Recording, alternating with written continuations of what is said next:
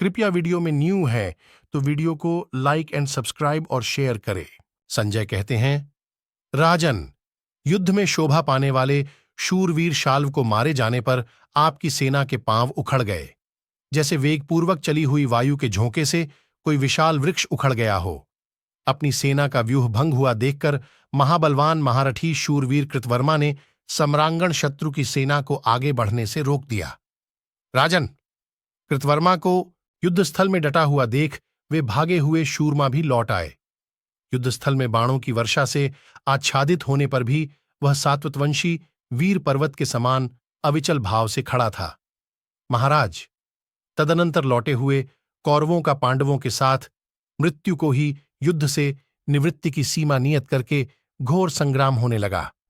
वहां कृतवर्मा का शत्रुओं के साथ होने वाला युद्ध अत्यंत आश्चर्यजनक प्रतीत होता था, क्योंकि उसने अकेले ही दुर्जय पांडव सेना की प्रगति रोक दी थी। एक दूसरे हित चाहने वाले कौरव सैनिक कृतवर्मा के द्वारा यह दुष्कर पराक्रम किए जाने पर अत्यंत हर्ष में भर गए। उनका महान सिंहनाद आकाश में गूंज उठा। भरतश्रेष्ठ! उनकी उस गर्जना से पांचाल सैनिक थर्रा उठे।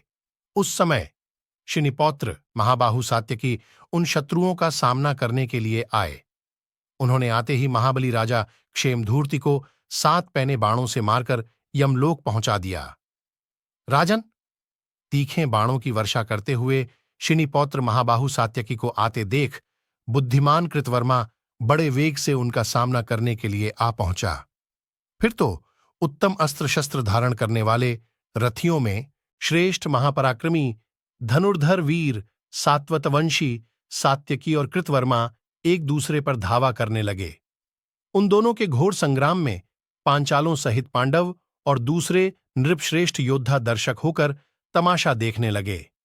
वृष्णि और अंधकवंश के वे दोनों वीर महारथी हर्ष में भरकर लड़ते हुए 2 हाथियों के समान एक दूसरे पर नाराचों और वत्सदंतों का प्रहार करने लगे।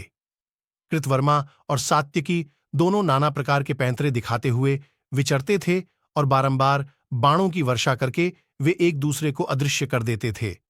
वृष्णिवंश के उन दोनों सिंहों के धनुष के वेग और बल से चलाए हुए शीघ्रगामी बाणों को हम आकाश में छिपाए हुए टिड्डी दलों के समान देखते थे।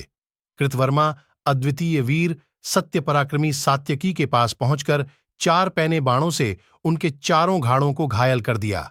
तब महाबाहु सात्यकी ने अंकुशों की चोट खाए हुए गजराज के समान अत्यंत क्रोध में भरकर 8 उत्तम बाणों द्वारा कृतवर्मा को घायल कर दिया।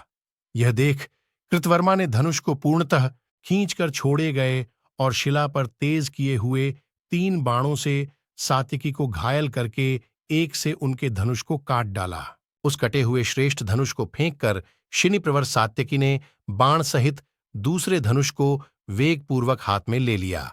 संपूर्ण धनुर्धरों में श्रेष्ठ महाबली एवं महापराक्रमी युयुधान ने उस उत्तम धनुष को लेकर शीघ्र ही उस पर बाण चढ़ाया और कृतवर्मा के द्वारा अपने धनुष का काटा जाना सहन न करके उन अतिरथी वीर ने कुपित हो शीघ्रतापूर्वक उस पर आक्रमण किया। तत्पश्चात शिनिप्रवर सात्यकी ने अत्यंत तीखे 10 बाणों के द्वारा कृतवर्मा के ध्वज, सारथी और घोड़ों को नष्ट कर दिया। राजन, महाधनुर्धर महारथी कृतवर्मा अपने सुवर्ण भूषित रथ को घोड़े और सारथी से रहित देख महारोष से भर गया। मान्यवर, फिर उसने शिनिप्रवर सात्यकी को मार डालने की इच्छा से एक शूल उठाकर उसे अपनी भुजाओं के संपूर्ण वेग से चला दिया, परंतु सात्यकी ने युद्धस्थल में अपने बाणों द्वारा उस शूल को काटकर चकनाचूर कर दिया और कृतवर्मा को मोह में डालते हुए से उस चूर चूर हुए शूल को पृथ्वी पर गिरा दिया। इसके बाद उन्होंने कृतवर्मा की छाती में एक भल्ल द्वारा गहरी चोट पहुंचाई। तब वह युयुधान द्वारा घोड़ों और सारथी से रहित किया हुआ कृतवर्मा रथ छोड़कर युद्धस्थल में पृथ्वी पर खड़ा हो गया। उस द्वैरथ युद्ध में सात्यकी द्वारा वीर कृतवर्मा के रथहीन हो जाने पर आपके सारे सैनिक के मन में महान भय समा गया। जब कृतवर्मा के घोड़े और सारथी मारे गए तथा वह रथहीन हो गया, तब आपके पुत्र दुर्योधन के मन में बड़ा खेद हुआ। शत्रुदमन नरेश, कृतवर्मा के घोड़ों और सारथी को मारा गया देख कृपाचार्य सात्यकी को मार डालने की इच्छा से वहां दौड़े हुए आए। फिर संपूर्ण धनुर्धरों के देखते देखते महाबाहु कृतवर्मा को अपने रथ पर बिठाकर वे उसे तुरंत ही युद्ध से दूर हटा ले गए। राजन, जब सात्यकी युद्ध के लिए डटे रहे और कृतवर्मा रथहीन होकर भाग गया, तब दुर्योधन की सारी सेना पुनः युद्ध से विमुख हो वहां से पलायन करने लगी। परंतु सेना द्वारा उड़ाई हुई धूल से आच्छादित होने के कारण शत्रुओं के सैनिक कौरव सेना के भागने की बात न जान सके। राजन, राजा दुर्योधन के सिवा आपके सभी योद्धा वहां से भाग गए।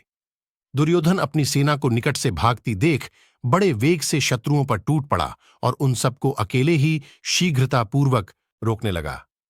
माननीय नरेश, उस समय क्रोध में भरा हुआ आपका महाबली पुत्र दुर्धर्ष दुर्योधन सावधान हो बिना किसी घबराहट के समस्त पांडवों, द्रुपद पुत्र धृष्टद्युम्न, शिखंडी, द्रौपदी के 5 पुत्रों, पांचालों, केकियों, सोमकों और सृंजयों पर पैने बाणों की वर्षा करने लगा तथा निर्भय होकर युद्ध भूमि में डटा रहा।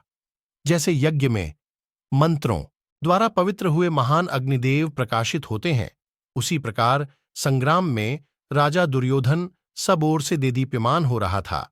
जैसे मरणधर्मा मनुष्य अपनी मृत्यु का उल्लंघन नहीं कर सकते, उसी प्रकार युद्ध भूमि में शत्रु सैनिक राजा दुर्योधन का सामना न कर सके।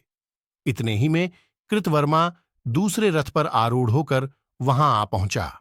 महाभारत की ऐसी कई रोचक कहानियां हैं जो हम आपको बताते रहेंगे। हमसे जुड़े रहने के लिए हमारे चैनल को सब्सक्राइब कीजिए। आपका बहुत बहुत धन्यवाद।